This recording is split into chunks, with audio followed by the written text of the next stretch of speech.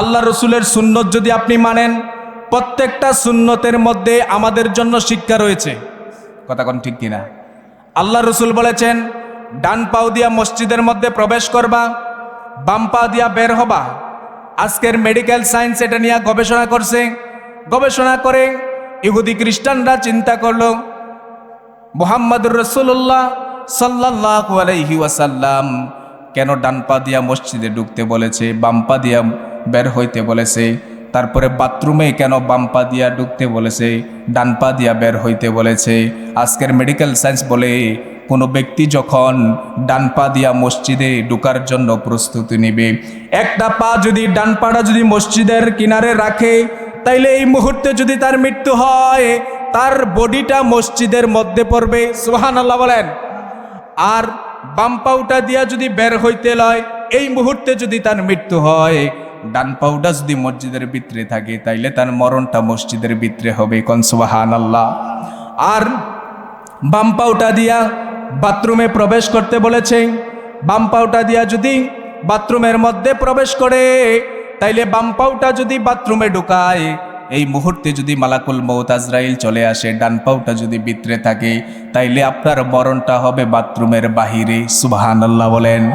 আর যদি বাথরুম থেকে বের হন ডান পাউটা দিয়া, ডান পাউটা দিয়া যদি আপনি বের হন, ডান পাউটা যদি বাথরুমের বাহিরে রেখে ফেলেন, এই আর বাম পাউটা যদি ভিতরে থাকে, এই মুহূর্তে যদি মালাকুল মউত আজরাইল আপনার কাছে চলে আসে, এই মুহূর্তে আপনার মৃত্যুটা হবে বাথরুমের বাহিরে। কোন সুবহানাল্লাহ।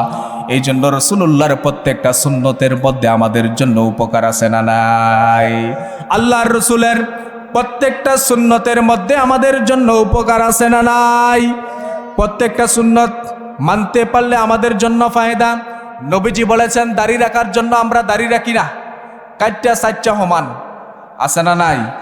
কথা কয় না রে, আছে না নাই? নবীজি বলেছেন দাড়ি রাখার জন্য, কিন্তু আমরা দাড়ি কাটি, আমরা দাড়ি কাটে সমান করে ফেলি। দাড়ি কাটলে দেখবেন চেহারার সৌন্দর্য নষ্ট হয়ে যায়, ঠিক কিনা বলেন?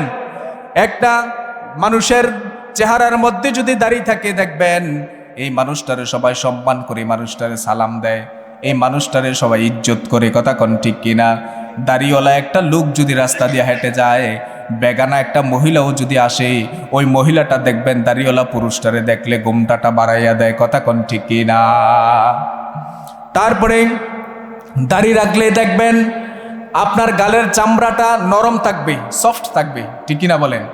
যারা দাড়ি সাজতে সাজতে একেবারে চামড়ারে গন্ডারের চামড়া করে লাইছে, তাদের গাল দললে দেখবেন যে এটা গাল না, এটা গন্ডারের চামড়া হয়ে রয়েছে। কথা কোন ঠিক কিনা? কথা বলেন ঠিক কিনা? তারপরে দাড়ি কাটলে আরেকটা ক্ষতি হয়, সেটা হচ্ছে আপনার চোখের জ্যোতি কমে যাবে, চোখের জ্যোতি কমে যাবে। এজন্য দাড়ি রাখার দরকার আছে না নাই? রাজি আছেননি? রাখবেননি? আল্লাহ কবুল করুক, বলেন আমিন। এই জন্য